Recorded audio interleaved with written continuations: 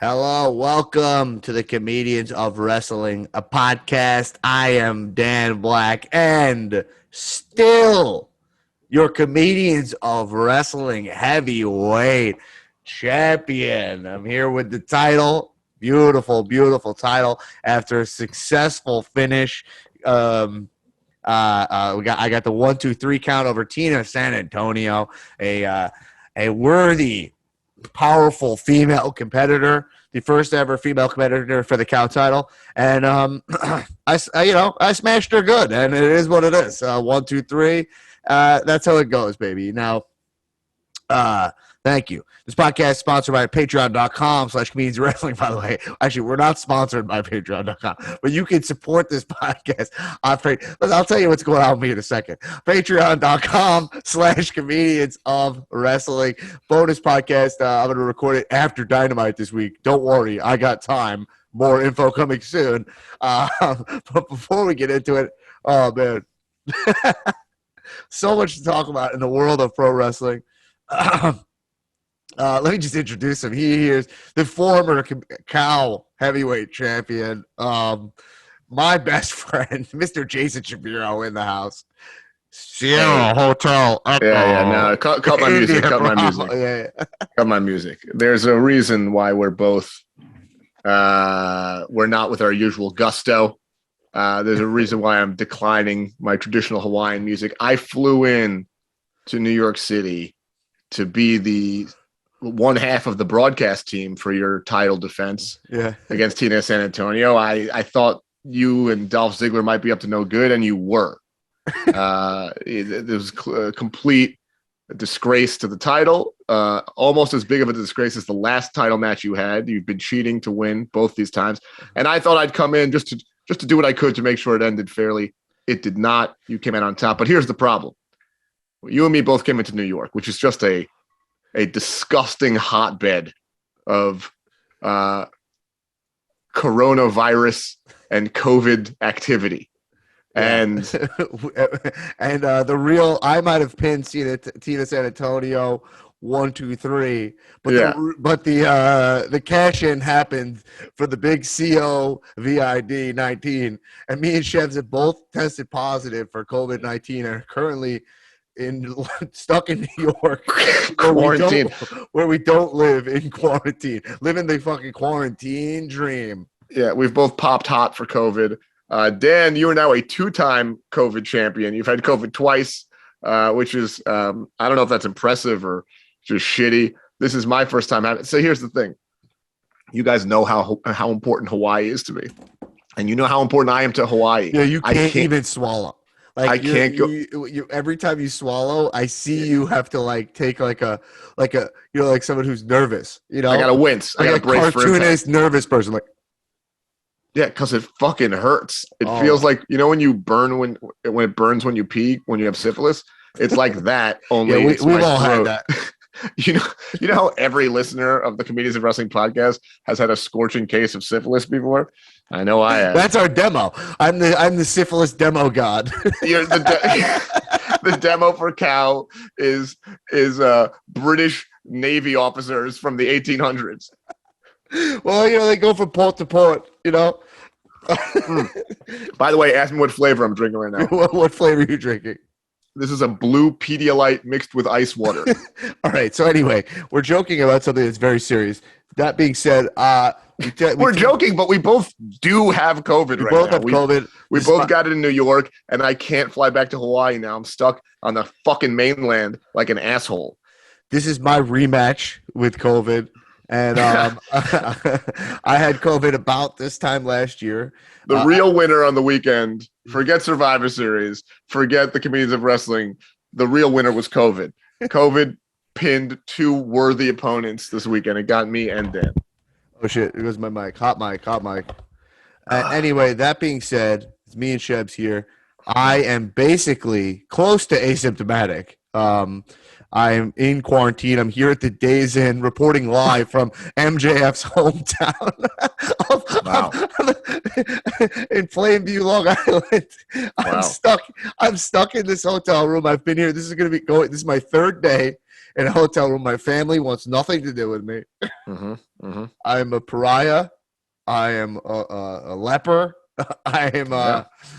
A uh, walrus. I am the walrus. Cuckoo. So this is your second COVID, and you are not having any symptoms. No, not true. I have I had like, well, the whole, I have a, like, I had, it's gone already. I had a very, very mild cough. Like, Right. something is this is like, being in New York feels like shit. We know that, right? Like, New Yeah. York is the city of dreams. You know what I mean? Concrete jungle where dreams are made of. But there's a cost. There's a cost to being the boss in New York, which is that the city just beats you down. So there's never a time that I'm in Manhattan, especially this time of year, where I don't feel sick almost all the time. Right? Mm-hmm. That's correct. Yeah. Oh, Dan, you muted yeah, yourself there. I muted myself for a second. But this just felt like normal New York for me, like just like winter, little sniffles, a little like cough. I'll tell you what, New York felt like there was never COVID ever. Like, I haven't been to New York. Yeah. This place was popping like it never stopped. It Right. was a full-blown regular New York City. And you don't have many symptoms. You had a little bit of a sniffles. I had a fucking raging, scorching case of COVID. No, I had a scorching COVID. Fucking kicked the shit out of me, man. You got COVID boner? Yeah, I got COVID boner. Wait, no, I had the fever, the chills. I was coughing my dick off. I went to the hospital to get a monoclonal antibody infusion. I got hooked up to the IV. I got the drip drop. I'm the fucking king of the drip. Move over, Seth Rollins. I got the sweet IV. Shout out to San Francis Hospital in Port Washington. And I still feel like shit. Let me tell you something. I do need to make a quick COVID PSA because no one told me this information. I had 2 vaccines. I got the 1, I got the 2. All right. We all knew the booster, you get it 6 months. I heard 6 to 8 months, get a booster. I didn't really know. Apparently, the vaccine gives you like a 90%-ish immunity if you're exposed to COVID. Right. After 6 months, I heard this from the doctor in the COVID lounge, the St. Francis COVID lounge, when I was getting an IV drip next to 5 they other have people. a lounge there. They have a lounge. Here's what it was. It was me, 5 other people who had COVID, full-blown COVID, all in one room, hanging out, all hooked up to drips, sitting in like arms. We went to high school with. One of them we went to high school with.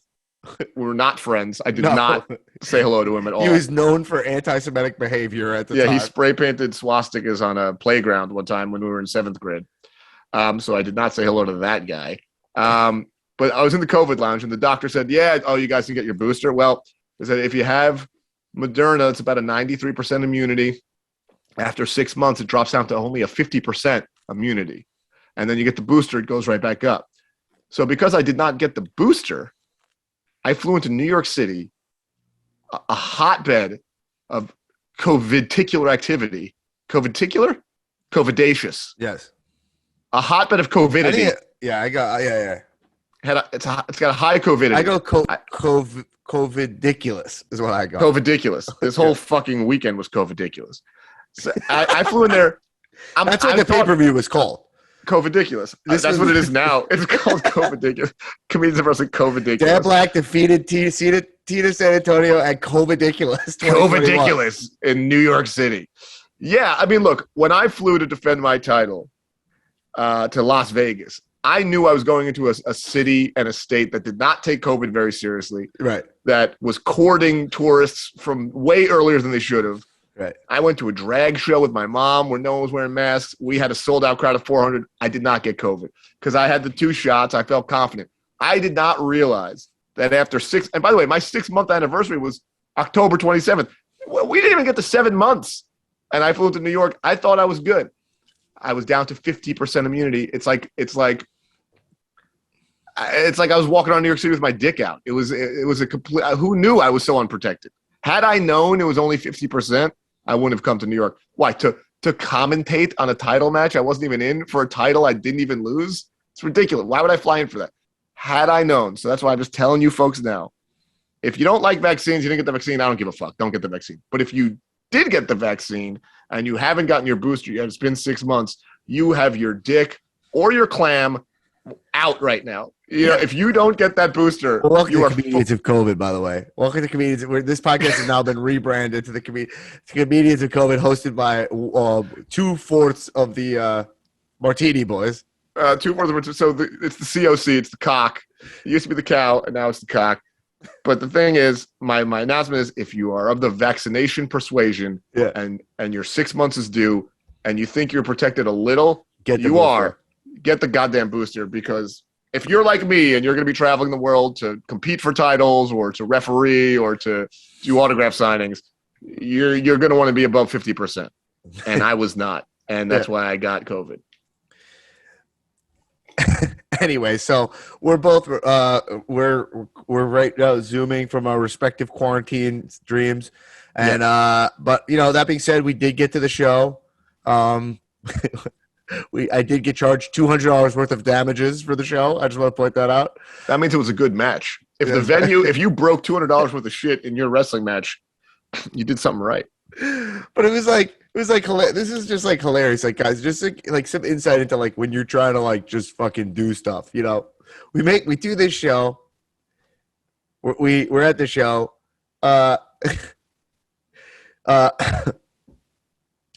The owner of the venue is like, we got to start on time. The WWE pay-per-view is going over. They started later than I was told, you know. So we got to start. People are coming over from Barclay. The video guy doesn't show up, so I don't have proper video of the show. I'm gonna have some awesome still photos of the show, you know. Still photo guy was the best in the biz. Aaron Sangarai, the best. Shout out to Aaron Sangarai. I'm just saying. Then we get COVID, you know. It was basically. May I just put it in perspective? Basically, what you're saying is, we fly in. Yeah. The venue is telling you. First of all, they put it on the website as an hour earlier than you wanted the show to start. Right. Then you get there and you're like, hey, the WWE show, of which this is going to start after, that started late, so we need to push this back late. And they're like, no, dude, the show's starting at 11:30. No. Then you get COVID. And then we get no video evidence of the show, which I'm trying to get to the patrons. And then they charge you $200. Yeah, charge $200 because Tina San Antonio gave me a running bulldog off of a screen, off of the wall, which turns out is actually a projector screen. Yeah. And then we went through a table. You know? The thing is this. There's no way that costs $200. No. I just wasn't going to even – I'm out of fight. I got fight. Well, it's just, you know, she pushed you to your limit. But the other thing is, we definitely did more than $200 worth of damage to the venue in Vegas, and they didn't give a fuck. No, they didn't give a fuck. That was because that was a rockin' rager. Yeah, we gave them about $800 worth of Trulies. So I mean, I think that. But they didn't even want it because it was a White Claw venue. It's a White Claw venue. Anyway, we did have a great time on the show, and the match was a great time. Tina was a fucking awesome opponent. She was a great time. Good match. You know, she almost had me there. Luckily, you know, I was able to pull it out at the end because of my strength. Luckily, you have zero integrity as a champion. Okay. And Dolph Ziggler was there to back you up. There was two referees. You brought in a referee because you thought even with my superior referee, a real pro referee, you guys still fucking Dolph Ziggler kicked my ref in the face. He super kicked him and knocked him out. Yeah. And can't compete with that. Yeah, well, you know what? Look. We do have some video proof. It's just not it's it just is shot on the iPhones of whoever in the crowd happened to be filming. Yeah, is what it is. But anyway, you guys are the best. You know, you guys are the best. Anyway, the point is I'm still the Cow Champion, and now the title has been defended against women. I am the most feminist Cow Champion of all time. But what a ridiculous. That being said, I had a great time in New York until the COVID diagnosis, which I got Thanksgiving morning. Yeah. On my way back to Long Island, like, you got COVID, and then my parents, I Ubered to a hotel where I had Thanksgiving by myself in a Days Inn. Look, the life of a champion is not all glamour, man. Sometimes it's lonely on the road. It was just like I just sat here in this hotel having Thanksgiving by myself and was like, what a wild life. Yeah. Yeah. It's a little bit of a nightmare, but I don't want to get my family sick, and they don't want to, so it is what it is. So I'm in quarantine, and good news is there's a lot of wrestling to watch, Sure. And I will tell you this. I have not watched any wrestling in about 4 months, except for, if someone says this was amazing, you got to watch a segment. That's not true. You watch a ton of shit. No, that's true. Yeah, that's true. It's not even true. I haven't watched regularly in 4 months because I can't watch Raw, SmackDown, NXT, AEW, Rampage, Dynamite, and all the paper. I can't do all of it. I'm in Hawaii most of the time. I got, mountains to climb and waves to surf and girls to kiss. I don't have time to fucking sit there watching wrestling. But now I'm in the quarantine, Dan. Yeah. I'm watching everything. I got nothing to do here. I need more. And by the way, I don't even like it. I'm falling asleep during Raw. It sucks. But I fell asleep on watching SmackDown, but it's partially because I'm sick, not as much as the knock on SmackDown. Here's one thing I noticed though, and I noticed it during watching this week's Rampage. It's a hot wrestling revelation. I haven't heard anyone ever else make this revelation. If you have some sort of sound effect to play to denote a huge deal. No, sorry, the board. All of my actual technology is outside of my quarantine zone. All right, fair enough. But so for those of you listening at home, use the theater of the mind and play your best sound effect. All right, I've got a global wrestling realization that I've never heard articulated before. Okay, in a wrestling match, yes, if you low blow someone, yes, with your hand, you give them like a nice peen shot, or you kick them in the balls. I low blow Tina San Antonio. You didn't work. She didn't have balls. But in a ring, in a wrestling match, that is grounds for disqualification most of the time, right? Most of the time, you'll get DQ'd if a ref sees you just straight low blow someone, right? Yes, Dairy Queen. However, and I realized this during the 4-on-4, whatever Cody and the Death Triangle against the other people match, is that if you hit someone in the balls, but it's off the top rope, that's okay. Now the force generated by all logic would be way worse, but that's okay. The Dudley Boys would do a top rope headbutt into someone's dick. That was always fine. I believe Penta did a top rope, just stomped on someone's ball sack from the top rope. Ref couldn't care less. So if you low blow someone with maximum power off the top rope, that apparently does not offend or break any rules. And that is another complete wild inconsistency in the logic of wrestling that I love. But I'd never really thought about that before.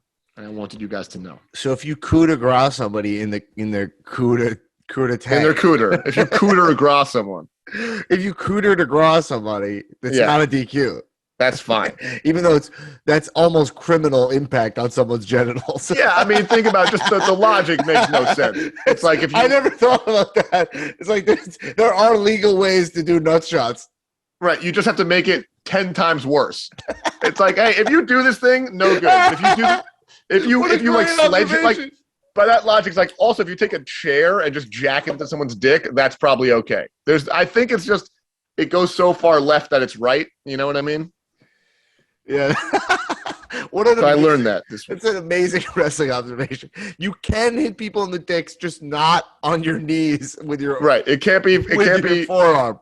Right. It can't be a sensible hit. It's got to be a cartoonish, over the top, maximum impact from 15 feet in the air shot.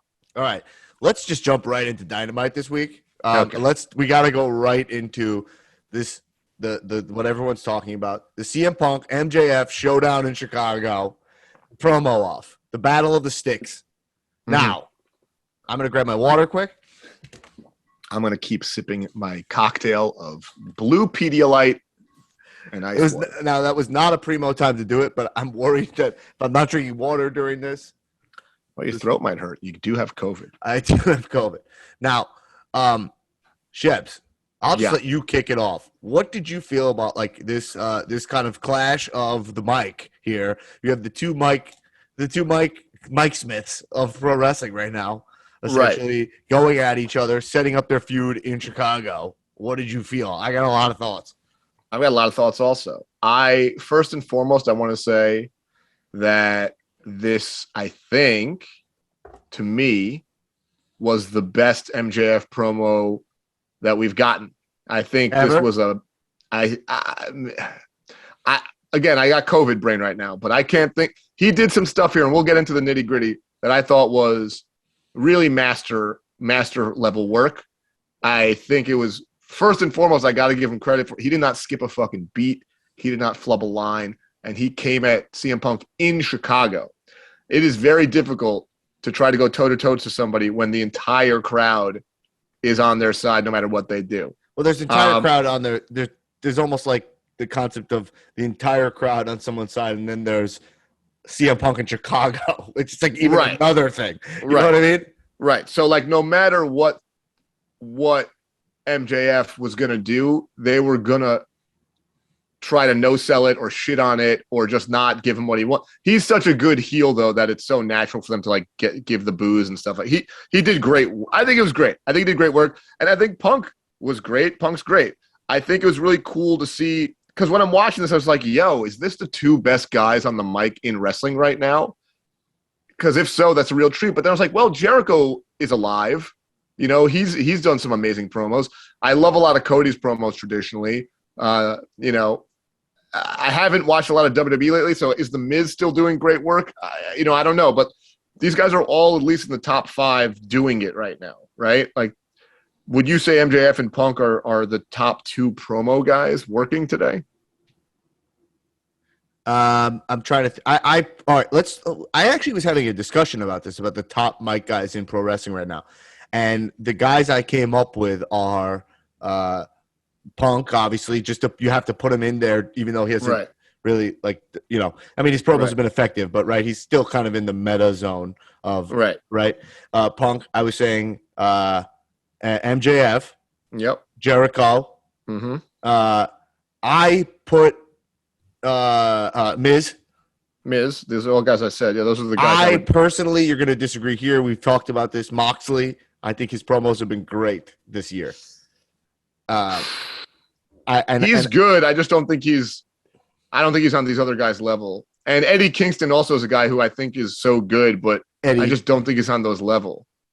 I have a similar problem with Eddie's promos that we'll get to about my promos with MJF. All right. And it's part of what I really like about Moxley promos. We can get into it, but there's something about Moxley that I personally, and I'm very clearly saying Moxley over Ambrose. You know what I mean?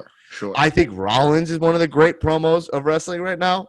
Edge is good. Edge is good. But now I'm saying big, like, now I'm mentioning a lot of guys who are on, like, all these wrestlers I'm saying, they're on different planes. Like, if we're talking about the top tier plane, like the platinum plane of promos right now, like, Edge is on that for me.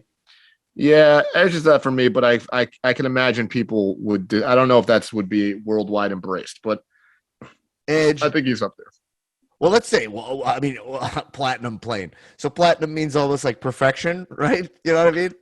Yeah, like if you had to, let's just call it the top 10 promo guys in the business right now. Top 10 promo guys. So we don't, but let's not make it 10. Let's just say, like, if you can imagine, like, if someone told me, well, I guess Amber. Becky. Yeah. I mean, you can't have no women on this list, you know? Well, they got to learn how to talk better. I don't know what to tell you. I mean, well, Becky's earned her right. Becky's great, but I just watched her promo this week and I didn't care about it. No, but she, you know what she has though, that a lot of people don't. And this is something that, because I know you said you don't love MJF's promos, but no, I don't dislike MJF. There's a thing that Becky definitely has that's rare, that MJF has that's rare, and that's proficiency. Like, she can just cut a solid fucking no hiccups right down the middle, like nailed it promo, right? CM Punk is incredibly proficient at what he's doing. Cody Rhodes, incredibly proficient. they don't have a mic in their hand. You're like, yeah, why are they letting this guy talk right now? Like, that's not, like Becky is that for sure. Like, she is rock solid. Well, I think in a Becky way, also has a stage presence and she's like a great. vibe. She An deserves to be attitude. there. Yeah. She deserves to be there. I guess and I love her. I just haven't watched in a while, and I just saw her. I saw her promo from last week's Raw with Liv, and it was good, but it wasn't anything. It was good. I didn't really care. It didn't hook me in.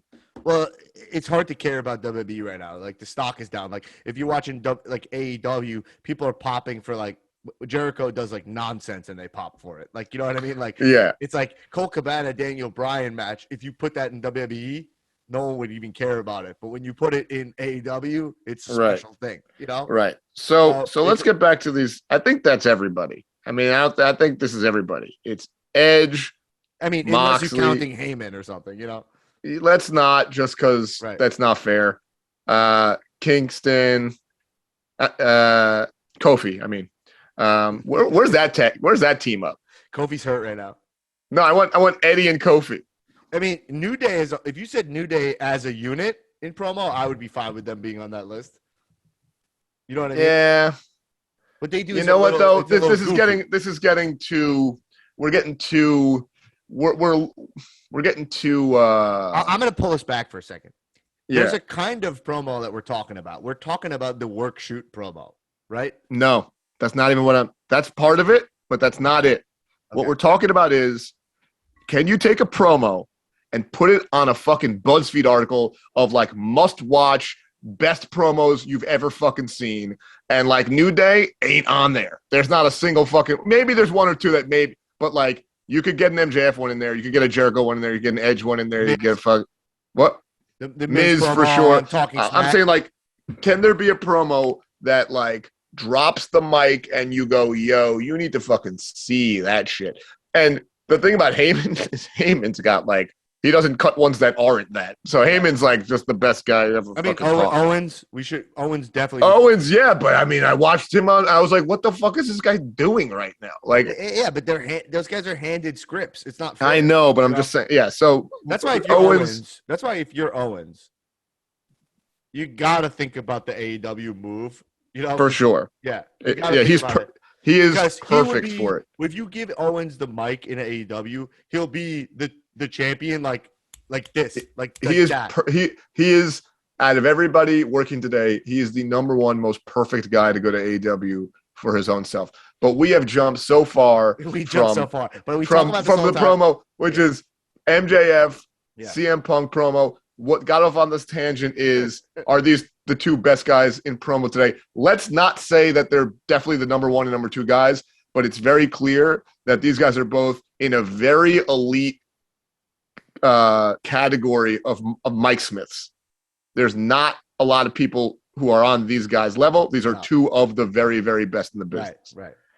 And I thoroughly enjoyed it as a segment. I thought it was great. You said you had a lot of thoughts on it. I'm curious what you have. I mean, can you? All right, you just gave our listeners COVID. Fuck. Sorry, guys. I hope you're vaxxed. So I really do hope you're vaxxed. Get vaxxed, because guys, the one thing I want to say about COVID quickly is that, like, the second time I got it, I'm basically fine. You know, very mild. You see me here. So you want to argue your natural immunity, this and that. All I know is that I got all of it. Just get all of it. The vaccine didn't do anything bad to me. If anything, it helped me here, you know? Okay. So I had no problems. I watched it twice, and I thoroughly enjoyed it. I thought all the writing was great. I wasn't, like, crazy.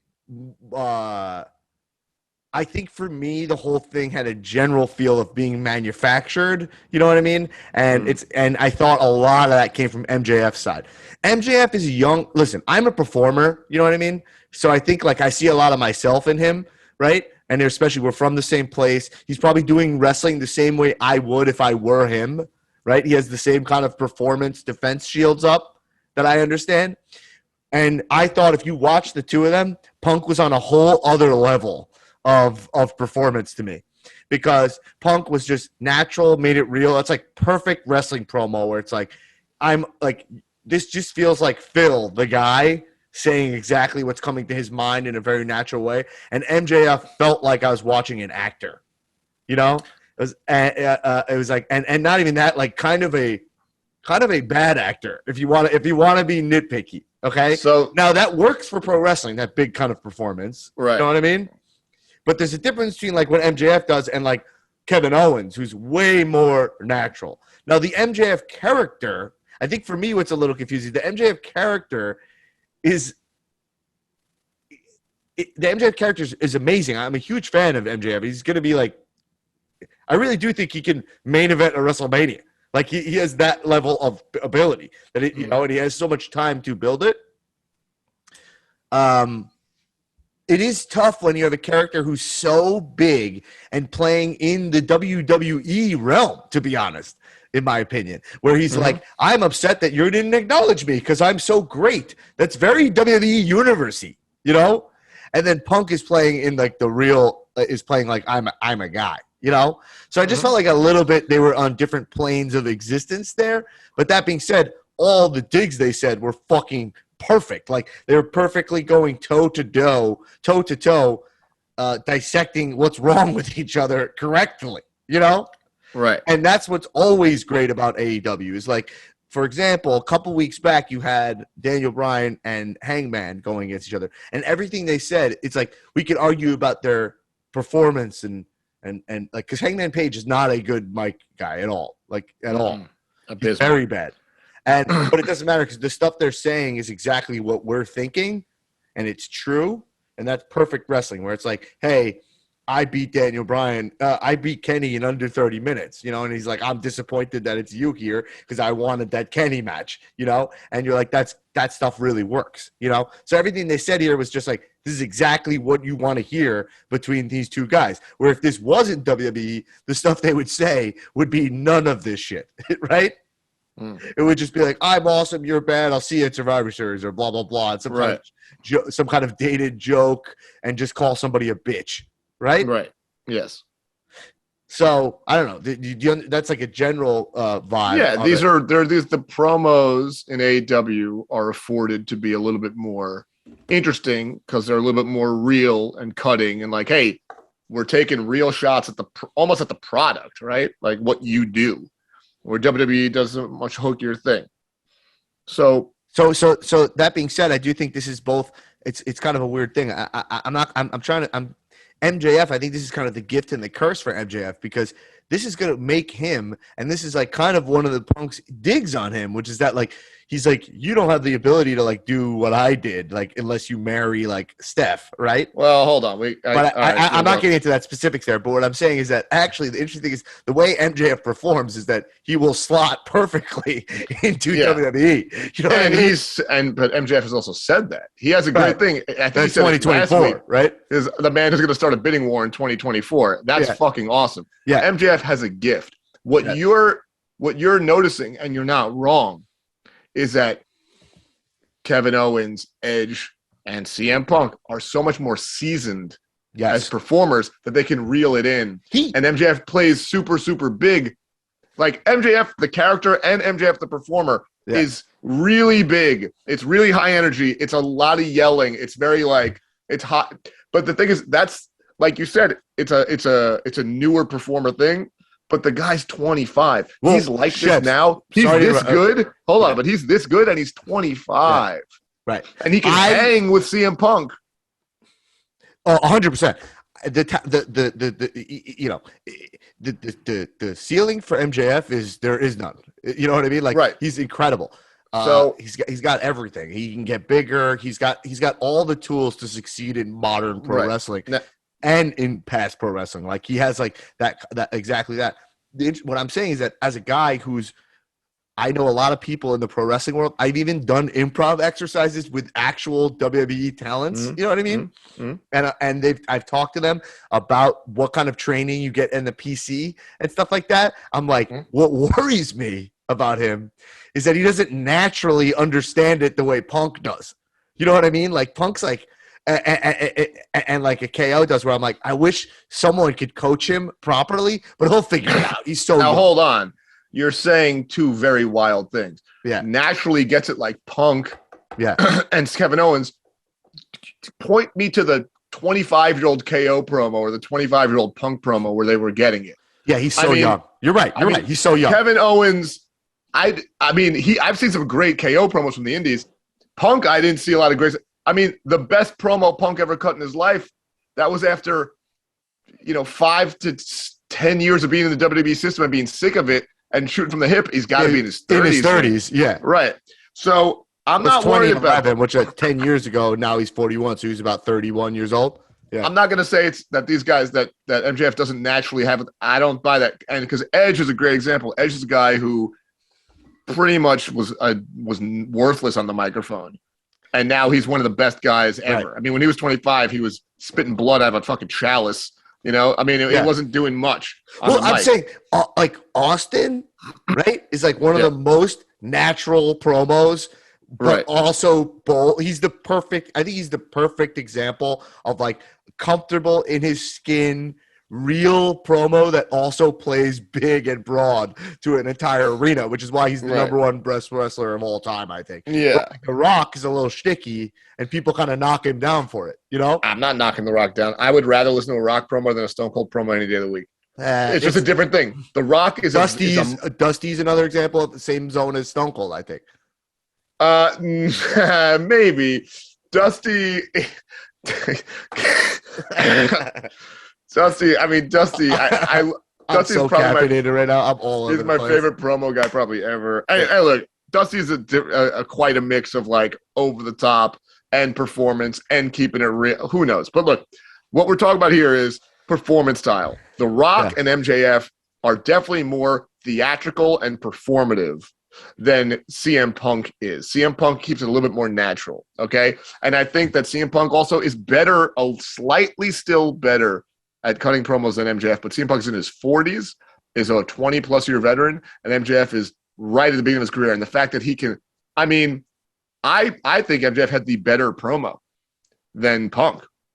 And I want to go line for line a little bit because I think MJF's promo was written on paper was better than Punk's promo, but I thought Punk's promo was more effective. But I think you think it's more effective because you're a mark and because he got to speak last and his music hit. That's why it was more because he won the night on TV. How dare you? You're a fucking mark. And I'm saying that what I'm saying is that here's can I tell you why MJF won the night? Or do you want to go line for line, or should I tell you like the finale of why MJF's promo was better to me? I think you could say that, and then we go line for line. Okay, let me tell you why MJF's line for line. Let me tell you why MJF's promo was better, because, and by the way, they both did a great job. But this is why I was so impressed with MJF's. Yeah, there were parts of MJF's promo that I'm like, all right, this part I don't love. Not to mention, it was one of the first Dynamites to open with a 20-minute WWE style promo. You know what I mean? Yeah, Dynamite usually opens with a big ass match. Right. The fact that these guys opened it with a entertaining segment that was just as good as any match you could throw is a huge testament to both of these guys. But I don't think what MJF did was 100% perfect, but I think that the highs of this promo were fucking incredible. Gotcha. Okay. And he had his first segment. I thought it was really good. Punk had his return fire, called him the less famous Miz. Very awesome. Right. Yeah, great. Yeah. Punk came, MJF comes back and, I don't love your breath smells like shit. Okay, but I get it. He's kissing a lot of ass. Fine. That's whatever. Sucked. That wasn't great. That actually sucked. Yeah. But it's proficient. No, but his point was it got to the point, which was you're doing the same. You're coming out and saying, I'm so glad to be fighting AEW. Can't wait for this next match. Delivery of it was very like Catskills, like set up punch. It's like your breath smells like shit. Because you've been doing that, it's like your breath smells like shit for kissing ass. Like you got, if you're gonna say that, like don't let them get ahead of you. MJF is hokier and more performative. Right. CM Punk is much more Tarantino. He's grittier. He's doing it realer. Right. Part of that is because MJF's just 25, but that works for MJF's character too because he's fucking annoying. And like corny, like his suits are expensive but look like shit. You know what I mean? Like that's what he is. So it's like, of course, his promo style, it fits the character to be like shut the fuck up. Like he's, it's like annoying. Anyway, the line of the night for me was when he goes like, yo, man, like you're a nostalgia act. Yeah. You're not the punk that you used to be. You're not the ass kicker. You're not the guy that I had posters up on my wall of. Yeah. You might as well be coming out here talking about hustle, loyalty, and respect. Okay? He said that. Right. And the crowd fucking lost it. They popped so hard. If you watch that back, they're all just like, oh shit. Like he fucking got him. Right. And that crowd, they were playing with him. They were booing when they needed to. They don't hate him. He wasn't getting X-Pac. He was getting the right heat, but they were not cheering or supporting him. They were not rooting for him. They were trying not to give him credit for being as good as he is. When he dropped that line, that whole crowd erupted. They lost it. They fucking loved it. They all were just like, yeah, we love Punk, but that shit is fire. Because that's what Punk is right now. He's this fucking whatever. Like he's just coming out doing the nostalgia tour. And it's a good thing to call out. And I think it was called out in the smartest way possible because Punk is now everything that he was rallying against to become the Punk we love. Pipe bomb Punk, is the enemy of what this Punk is right now. We still love him because he's Punk, but this is the exact opposite. So for MJF to drop that line, I thought was the best line, the best delivery, was delivered perfectly, and the best moment of that whole segment. Well, it's similar to Cena. PG Punk is so Cena fun. being PG Punk that was a great line. That's similar to, I believe, Cena Reigns beef, maybe, I forget, or Cena Rollins, I forget, when they pointed out like, hey, your whole beef against Rock was the fact that he was a part-timer. Yeah. And it's like, now you're a fucking part-timer. You know what I mean? Right. So it's like you have to call out the elephant in the room. It's probably Roman, which is like you've become exactly the thing that you've rallied against, Right. That'll always be good. And that's actually really good for Punk's character. It's like let's call a spade here. Like he is not the Punk he used to be. It's impossible for him to be that. He's the face of the company, the most paid guy, the most protected dude. You know what I mean? Right. That is Cena, Right. And that's what MJF called out. And I thought that was, but that specific line saying that you should be out here saying hustle, loyalty, respect, that dropped the fucking crowd's panties. Like they got fucked in the face by that. Yeah. And they loved it. They begged for more. And I thought it was the best line. Now then, what was Punk's his last stanza? Like, because that was really good too. I just can't remember right now. I got COVID brain. Like his response to all that. You mean when he bounced? You mean when he left? Or you mean his response to that exact line? Yeah, no, like then his next, like they each cut two. I think that's when he started saying like they're talking about that 4 pillars argument, right? And he was like, because you've been replaced by Britt Baker, and you got upset that I came back and I went after Darby Allin. You know what I mean? It's like you're acting like I'm here to respect these younger guys, but you're just mad that I'm just not respecting you, and it's because I don't acknowledge you because you. And then he came back and said the Rosie O'Donnell thing, right? That was really good. Yeah, you were marking out for Rosie O'Donnell. This is what I wanted to say. I don't remember what the exact. No, this is what I wanted to say. This is what I want to say. So MJF's best line. By the way, I'm going to bring up the transcript. I bet that. No, hold on. No, I don't need it. I got it. They both both of them said awesome shit the whole time, right?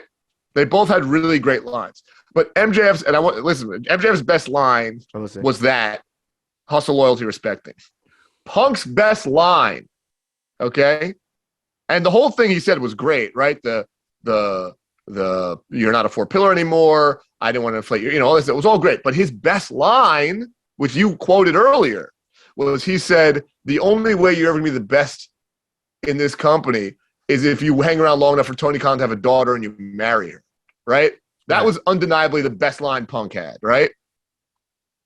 Yeah, it's a good line, but it doesn't feel true, No, but that's the best line. Right. But that's not even a knock on fucking MJF. That's a dig on Hunter. Right. No, I know. And he had a couple digs on Hunter, right? Because he said, and he should. And MJF also digging on Punk because he was like, you actually were always number 2, right? That was right. The thing. Right. Like, but I'm just saying, main event at a WrestleMania, I'm just saying, if I have to rank the most clever and digging and awesome shit that came out of both guys' mouths that night, number one best thing on MJF's list was saying hustle, loyalty, respect. And Punk's number one best thing on his list was saying the only way you're going to be number one is if you marry Tony's daughter. And that was actually a knock on Triple H. I'm not taking anything away from Punk's promo. Punk's promo was great. And every promo he ever cuts for the rest of his life should try to bury WWE a little bit. That's awesome. Right. But I'm just saying on the whole, I still think that the better promo belonged to MJF, even though both were great. Because the other thing that Punk did, which is just an unfortunate part of the business that he had to do, is he had to pivot to like, it must kill you that I went for Darby, but here's the deal, like, you claim to beat him, but like you did it with a ring, and like you always have Wardlow fighting your battles. I'm like, you have to do all that, but like that just takes us all right back out of this like work that's it. I know. And puts us right back into corny ass wrestling. But you got to do it because we're selling a wrestling match. At the end you always of the have day. to be like, I'll beat your ass, and you're like, we don't care about the fight. Just tell me how this guy sucks as a how this guy sucks at his job. Tell me how this guy's life's work is a sham. That's how I want to hear this feud go down. And then you could dance fight after at a pay-per-view. MJF went for the jugular in a way that's like awesome and ballsy for both of them. That Punk also allowed him to really say anything. Like he was like, your UFC fighting sucked. No one watched your movies. Like you've been an absolute loser since you left, which is arguably true. Is like he didn't have any success in the stuff he did outside of wrestling, and now he's back. He didn't have the Batista run, you know what I mean? Right. Like, you know what I mean? Like, so he called him out for that. And then he's like, look at you got the gray beard and your eyes, you look like fucking. Well, that's so clever. Where he goes like, for a straight edge guy, it looks like you do meth. That was in the first. That was in the first one. That was funny. And then in the second one, he said, the only one who needs to go to from looking at your eyes, the one who needs to go to sleep is you, bud. The other thing that MJF is very good at, is Long Island negging, like fucking like condescension. He called everyone like, the only one who needs to go to sleep is you, bud. Like that's like people talk each other down where we're from so artfully. It's so obnoxious. So here's my thing with this, right? With this is like, look, we all love this promo. It's great. There is an element of it that is, what do you say? Yeah. Oh, they're at the window? My family's knocking on the window. They're trying to quarantine, say what up to you through the window. And I'm like, get the fuck out of here. I'm doing a podcast right now. I can't talk. I'm talking Punk and talking MJF. Here's the thing. We all love this. We all love the fucking insider, carny shit, like all the like knocks at WWE and like all those nods. We love all that shit. Is there a way to make these guys feel like they really don't like each other? Because that ultimately, when it really comes down to it, that is fun. I wish I felt like Punk really didn't like MJF. Like that would be, you know what I mean? And maybe it's just too tall of an order, really. You know what I mean? Yeah, I think that's too tall of an order. You can't force it. You know what I mean? You can't. I got news for you. MJF is so good at his job. Right. I don't think anyone likes him. I think they're all just like, this guy's kind of a fucking piece of shit. Like, I really do think everyone kind of doesn't like him behind the scenes, but that might just be because he's so good at that character. Because here's what I argue, is that to be honest, in terms of feuds, the Kingston Punk promos interest me way more than this, but that feud is way less high profile. You know what I mean? Yeah, but the other thing is that, like, the thing is, like, the problem with Kingston is that, like, well, I like those guys, a little bit because I like to eat a little bit. Those guys have a similar style, and they're very. I love listening to those guys talk, but like, there's really no stakes to anything you're gonna say to Kingston. Like, he just isn't that big of a deal right now. And what's Punk gonna like rip into him for? Like, hey man, you never amounted to shit. Like, that's it. Right. Yeah. And then it's like, then he's gonna be like, yeah, but I've been grinding my ass and you had this cushy life. Like, that's the whole promo. Like, we did it. That's it. Right. They're just gonna do that over and over again. They need to figure out long term how to really make you feel like Punk hates Cody. Like, that'd be huge. The Punk, if they could really like Punk Cody something, you know what I mean? Yeah. Well, all of this being said, what's I think incredible is you have two guys going toe to toe There's no title involved, and we're not even talking about titles, which is what Right. WWE is unable to do. They're Right. unable to do it. Everything has to be like the fucking this random title you don't give a shit, including the heavyweight titles, are on the line. Yeah. And here's a briefcase and this and that. And they've kind of lost their way over there. It's so gimmicked up, you know? Yeah. Yeah. It's bad. It's in a bad state of affairs right now. Like Survivor Series is just a walking gimmick that no one cared about. Well, I was just watching, the Raw and SmackDown leading up to Survivor Series, and they're still running that fucking. I got Adam Page, who's doing Adam Pearce. Sorry, Adam Pearce. Baby.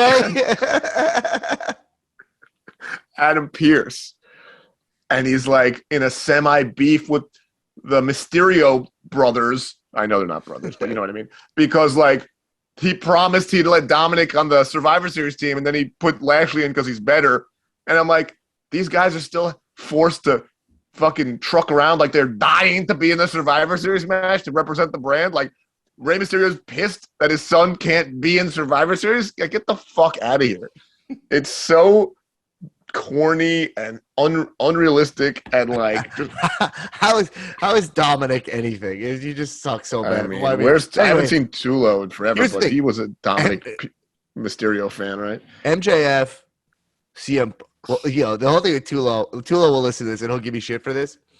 But AEW, Tulo should go back and apologize for so much stuff now that AEW exists. He should go back and be like, all right, I was accepting a lot of WWE stuff because AEW didn't exist. There was no alternative. And that's what he should say. But anyway. Well, look, I don't know. I haven't spoken to him about since you betrayed us both. I haven't spoken to him much, so I don't know how he feels about current WWE product. It's fine. Anyway. But there's a lot of bad shit. I turned it on. He took a big L in Vegas, and then he retreated back into Austin, Texas with all the weirdos, Yeah. Well, I don't know, man. He knows where I am. I'm by his parents' house. If he wants to come out, he knows where I am. So, but can I just talk about WWE real quick? Of course. I got Lashley feuding with both Mysterios for a spot in the fucking Survivor Series. I don't give a fuck about it. Kevin Owens is doing some bullshit I don't care about. I got a guy named Happy Corbin showing up, teaming with another guy named Madcap Moss. Both of them are wearing suspenders. And I'm like, what happened? I was gone for like a few. What's going on over here? I got fucking one of the best wrestlers of all time, Randy Orton. He's in a tag team with one of the fucking biggest losers in the sport. Complete douche, lack of a character, idiot with a fucking Me Too on him. And the guy's wearing a fake mustache. This Riddle character. I mean, they got to seriously take a pause, shuffle the deck up, and go, okay, let's reprioritize like what the real shit is and what the nonsense. The only thing I saw this week at WWE that was any good was the Roman bloodline stuff. That was it. Roman, he's doing good. Woods, there was a little Big E crossover. That was all good with me. But, man, that shit was laughable. It was laughable, Dan. Well, so one thing that's interesting, I believe Sami Zayn is the number one contender. He won a battle royale to be the number contender to the Roman's Universal title, but they also announced that Lesnar's coming back. So poor Sammy. So it's like this is what they constantly do is they like throw someone like a KO or like a Finn Balor in front of Reigns. Which, by the way, the worst finish of any wrestling match I've ever seen was that Finn Balor demon thing. If you haven't seen it, you gotta go watch it. They have the rope break, snaps him out of being the demon. It's so bad. And that's what they do. But then they announce Lesnar or like Cena's already back. And it's like their mid card is just nothing, They don't know how to beef anybody up. Anyway, there's no, so anyway, All right, let's move on. MJF Punk, we'll be excited. The interesting thing is that the match between MJF and Punk probably won't be that good. That's something to think about. It's almost irrelevant, right? We'll see. I will go on record as saying I think the GTS is a horrible finisher. I think it's one of the worst finishers on one of the best wrestlers. I think Hogan's leg drop is probably the number one worst finish on a great wrestler, if you want to call him a great wrestler. Don't like the GTS. Was a big fan of the Anaconda Vice into like a fucking bulldog situation. That was awesome. The original finisher. And I like Sammy Guevara's GTH. That's actually a nice piece of work. That is actually really cool. To go to hell. Yeah, the go to hell's nice. That actually is really cool. Sammy Guevara, by the way, it can do a Spanish fly, a snap Spanish fly from just flat ring. That is, I can't even believe it every time I see it. Yeah, it's incredible, but I don't know how he's going to get his finisher off on like anyone who's bigger than 220 pounds. I guess he's going to start wrestling Tony Nese, which is interesting. Yeah, that guy looks heavy, but he's 5'3", so he could still get picked up for GTH. No, there's no meme corner today because I'm in COVID corner, but someone posted they were like, oh, Tony Nese and I have the same hobby, which is sitting and watching Dynamite and Rampage. I like it. It's a good meme. He's in the crowd every single show. That's a good meme. But here's the thing about Tony Nese coming to AEW. Oh, by the way, Long Island's own. I gotta love him. He's from Long Island. But if I'm being honest, this is not quite the hot prospect. This is not quite a Malachi Black or like a Bray Wyatt if he comes over. This is like, oh, Tony Nese, all right, Yeah. So all right, I just want to talk about Daniel Bryan for a second because I know talking about Daniel Bryan. Well, Daniel Bryanson. Bryan Danielson. Yeah, Daniel Bryanson, the American Danielson. Isn't that Danielson is from Karate Kid? Yeah, the Karate Kid. Call him Danielson. Yeah, Danielson. I am the American Danielson. That's one of my monikers. Oh, okay. I think Daniel Bryan is so fucking awesome right now. I mean, I thought that, first off, I just love the stomp into the fucking submission. It's fucking great. You see, he picked up Colt Cabana's tooth off the mat. So is that a plant or not? I fell asleep during this match. Oh, okay. I was watching it. I GTS'd myself. At the end of the match, there's a tooth on the mat, and it felt. If I got worked, it felt like there's a piece of a tooth. It looked like a cap on like that came out of Colt Cabana's mouth, and then I just picked it up. And there's something when Daniel Bryan goes heel where he feels like he kind of can do like he's not like a great promo. I've said he cut some great promos, but he can do a real like asshole smile, like he's got a smirk. I'll tell you exactly what it is. Yeah, I'll tell you exactly what it is. He's not good at promos, right? So he's like disconnected. Even when he's trying to be very connected, like he lacks the thing that is able to connect Punk to the crowd. Like he's disconnected because he's like it's like stilted or clumsy or something's kind of off, right? When he's a heel and he just does that because that's how he is, it feels a little bit psycho. And so it works a little bit. You know what I mean? Right. Like as a heel, his inability to connect with his audience on the microphone and with his face and his words is actually a benefit. So that's what I think it is. Okay, I'll accept that. Either way, that being said, Daniel Bryan just like gonna beat the shit out of Dark Order members every week, lead to their match. I like it. It's good. No, so here's the thing. What I gotta say, like Hangman Page, Daniel Bryan, they squared off last week, 2 weeks ago, and had that promo off, and it was, I would say on the level, like when you're talking about like the highest profile thing you could have, right? This is the title, and this is Daniel Bryan, one of the biggest stars in the business. It's like cutting a promo against Bobby Lashley as the champion, right? It's like the upper echelon, and there's like nothing. It's like the pulse is just dead, right? These guys cannot promo each other. However, there is something very exciting about Adam Page being champion, right? He's definitely like a workhorse. He's definitely like a man of the people. So I'm glad Virginia got to have him win the belt, whatever. I don't think he's a star, but AEW, it's cool. All right, put the belt on this guy. He fought for the inaugural title against Jericho. It could have been him at the jump. Yeah. And obviously, Danielson is one of the biggest names in the biz. He's a top 10 all-time guy, probably, right? So the fact that they're fighting for the AEW title, huge. And the fact that he's going heel, he's a little bit better as a heel than as a face, I always thought. So the angle here of him being like, yo, until I fight you every week, I'm going to kick the shit out of somebody in the Dark Order. Hey, I'll be in Chicago next week. There's a guy in the Dark Order from Chicago. Let's do it. Like, that's cool. That works for me. That's really good. That's what's so cool about AEW is I think they're so clever at finding ways to make you care about non-title matches. And they're going to they let you know about them a week in advance always.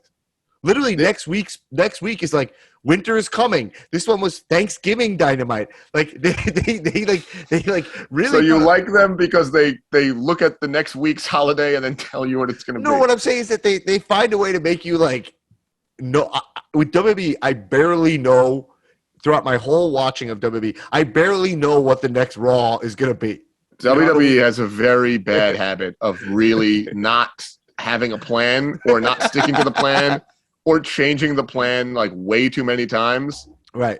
And like, so think about when they were going to put Roman over on Lesnar before, the original time. Like, and they just like, it was like 2 years of like, just, they didn't know what the fuck was happening. They just couldn't pull the trigger. We were at Mania 34 when they rang the bell, like, and it like was just Lesnar's music. We're like, what? Do you remember that? Yeah. It was the most dead crowd for a main event I'd ever seen. It makes no sense. But AEW, look, I like that Daniel Bryan is going to systematically kick the crap out of everyone in Dark Order until he gets to Page. That's cool. The problem is it's Dark Order, which I have always been very critical of. Yeah. I have thought they are the worst stable in AEW. I think that they get the most TV time for having the least quality out of any stable I've ever seen in my life, I think. And post Brody dying, they just turned into a goof act, which is the best iteration of Dark Order we've ever seen. Mm-hmm. But now it makes even less sense as to what the fuck they are. Now they're just like a bunch of friendly guys who wear black and purple and really like Adam Page. Well, literally at the event we were at, the shirt they sell, it's a tie-dye Dark Order shirt. It's like they're called the Dark Order and they sell tie-dye shirts. Right. There is no reason for their colors to be black and purple. There's no reason for some of them to wear masks. They're not dark. They're not in any sort of order. There's no leader. There's no exalted one. Evil Uno and Chad Gable, or whatever the fuck his name is, who were the Stu Grayson. Dick Grayson. Dick Grayson. Stu Grayson sounds like, what does that sound like? Sounds like the manager at like an IHOP or whatever. Stu Grayson? Stu Grayson sounds like your mom's new husband. That's it. You're right. It sounds more like a white collar thing. No, it's like it's your fucking stepdad. It's like, hey, everybody, I'm or like it's Stu Grayson. He sounds like he runs an AA meeting out of a VFW. Yeah, I can't figure out what it. None of these. Well, it sounds like Dick Grayson, who's Robin. And look, the point is that those guys were maybe the leaders at some point, and now I don't know what's going on. They threw Colt Cabana in there. A couple hot chicks were in there for a minute. Are they still? I don't know. And now they're just kind of. Now I think the leader is that fat jacked Arlen you like. What's his name? John Silver. John Silver. Short John Silver. He seems to be the leader of the Dark Order. If you ask me who the leader of the Dark Order, he's pretty good though. I like that guy. He seems like a great time. He'd be so much better if he was not in the fucking Dark Order. They would all be better off not in the That's the thing. All they are is a cheering section for a cowboy, which makes then why they look like that. Speaking of cowboys. Yeah. Did you see how jacked Billy Gunn is? Oh my Billy God. Gunn. He's 58. He's so much bigger than all his kids. That must be 50. Dude, he's literally 58 years old. Dude, it must be such a mind fuck when you're like at the peak shape of your life and your dad is like 80 and is gonna fucking kill you. Oh, wait. Can you put this in perspective? He's 58. I think the Flair he was 61. Get out of here. No way. No way. Look that up. No way. That's just going off memory. Flair Michaels. Billy Gunn looks like a timeless statue. You know what I mean? I mean, he's got to be taking every single thing. What is he on? HGH, steroids, ashwagandha, valerian roots, a lot of turmeric. All right. Ric Flair right now is 72. So the Flair well was at WrestleMania 24, I believe, in Florida. It was at, let's see, Shawn Michaels defeats Ric Flair, career-threatening match, 24, which was in 2008. Yeah. So how many years ago is that? 11 years ago? No, 13. So he's got, what is this, 21? Okay. Whatever. Who cares? He's 72 right now. So it's over 10 years ago. So he's 60. He's basically the same age as Gunn. It was 2008, but he was born in 49. So 50 would be 58. If he was born in 1950, 2008 would make him 58. So he's 59. He was 1 year older than Billy Gunn now. That's bonkers. Bonkers. He looks like he could be like Ric Flair at the Flair Well. Yeah. Could be Billy Gunn today's father. Ric Flair has had those pancake tits since like the 90s. Like he just doesn't like, wow. Like he looked like shit. He looked like shit. And he looked like shit then. Yeah. And he was 1 year older than Billy Gunn. Billy Gunn, Dan, you're in great shape. Yeah. You've been getting in better shape. Yeah. You know. This is a major setback for me. Major setback for you. Me too. I was training pretty hard. But you know that you will never be in the shape that a 58-year-old Billy Gunn is in right now. Because it's a combo of everything. He's got a great build. He's got whatever. He's so synthetic, you know, like dude, he's so huge. That's the other thing. I remember in DX, I liked Billy Gunn because this guy was a monster. He was enormous and no one talked about it. I wonder what his ass looks like now. Looks all right. I see it. Can you imagine him doing a Flair well? Like he's that jacked, but he's like, "Oh, come hit me!"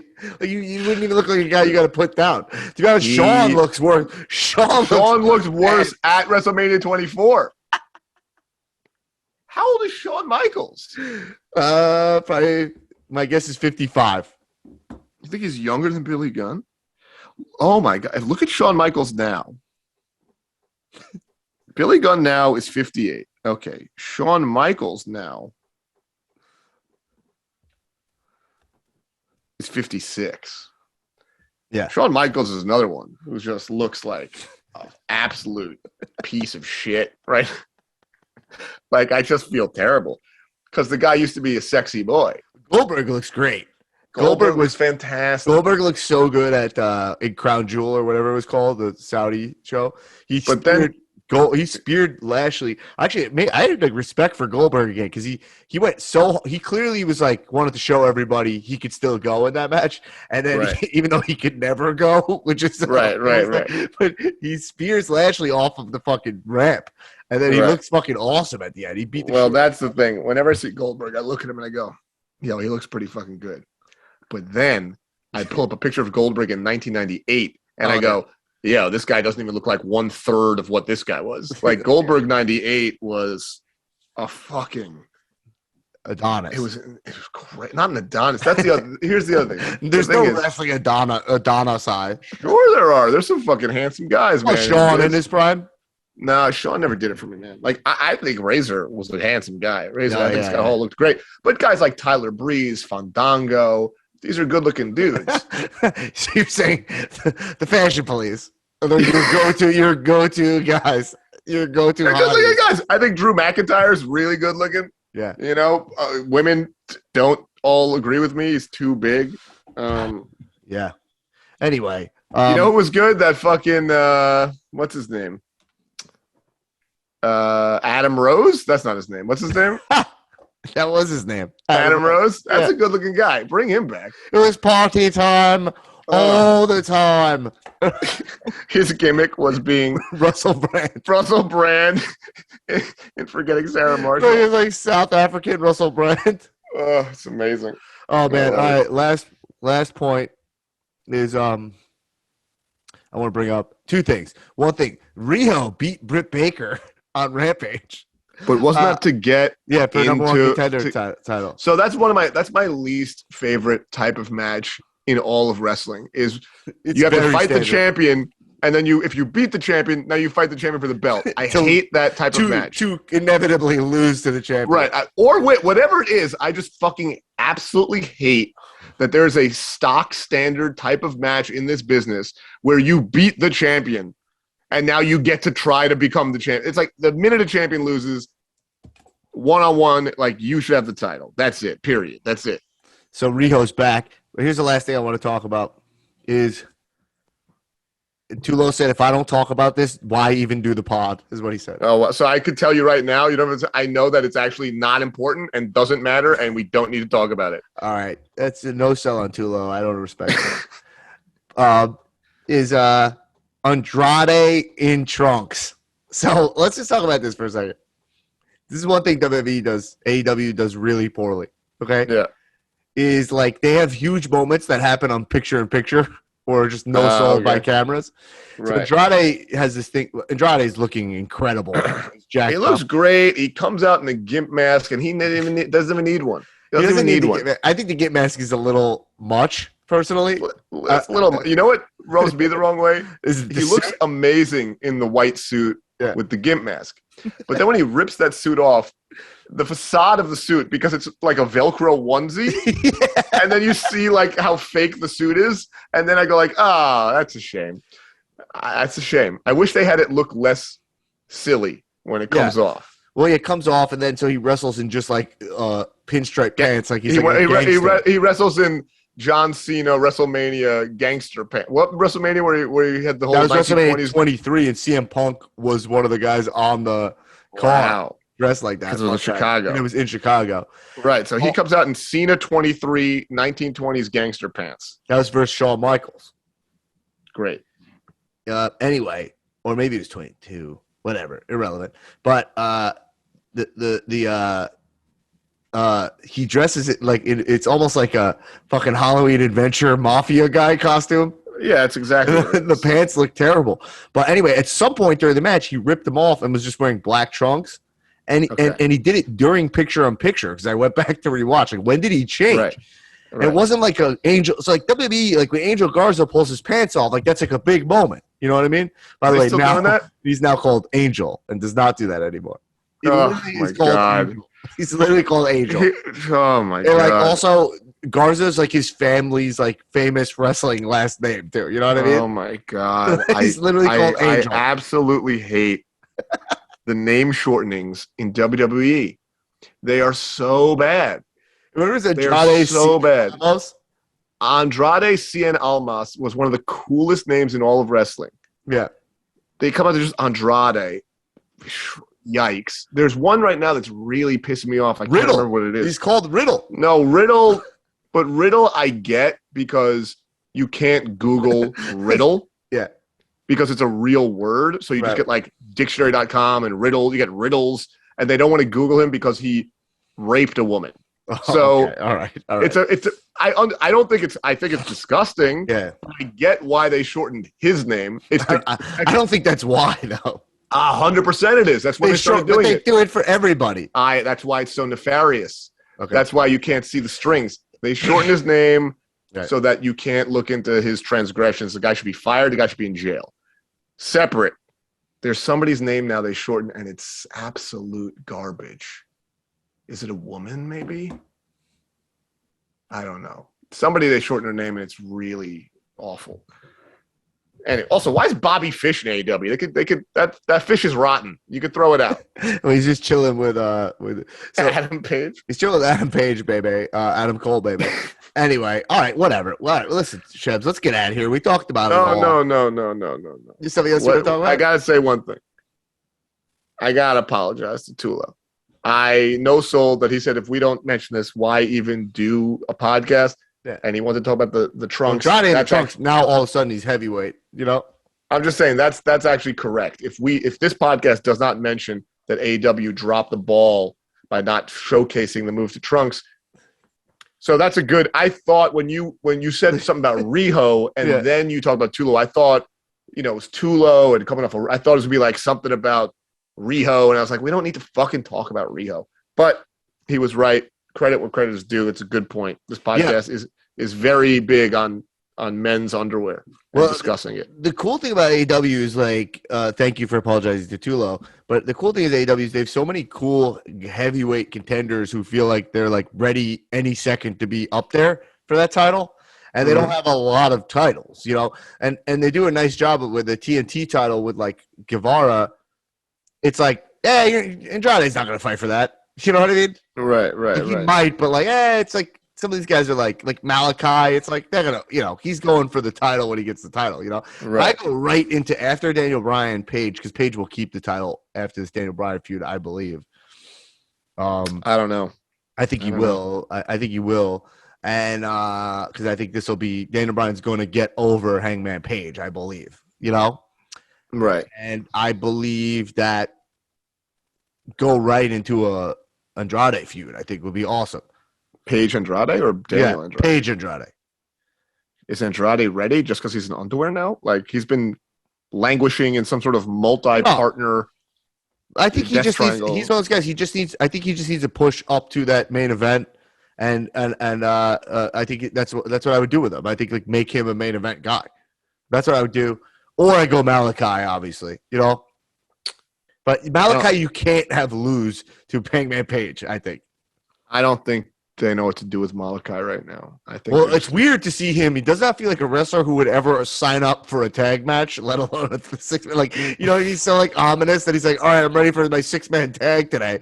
You know what I mean? I think it was an 8-man. I think he was in an 8-man. Right. I gotta pee. I gotta go tend to my COVID.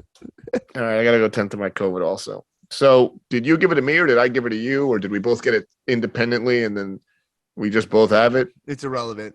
I would argue you gave it to me if I had to guess, and I think you would. I think you agree. I don't know. I really don't know. I hope not. I think you gave it to me. I hope I didn't. Especially because we have proof. We have proof that I'm less contagious. So how was the proof? Oh, well. The proof is in the pudding, folks. That's true. That I served to everybody at Covidiculous. Covidiculous. Can we retcon? If you post any videos, call it SummerSlam, Survivor Series Covidiculous. All the videos I have suck. It's so annoying. I hired a video guy.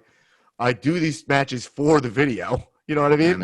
I know. Anyway, it's what it is. All right, buddy. We'll see you back here for the bonus episode. Patreon.com/MeansWrestling. Support the podcast. We do it ourselves from quarantine. Shebs, you sound sick as fuck. Go tend to your wounds. All right, mahalo, bro. Mahalo, bro. Keep watching. Fuck wrestling. The mainland. Cheers. Cheers up.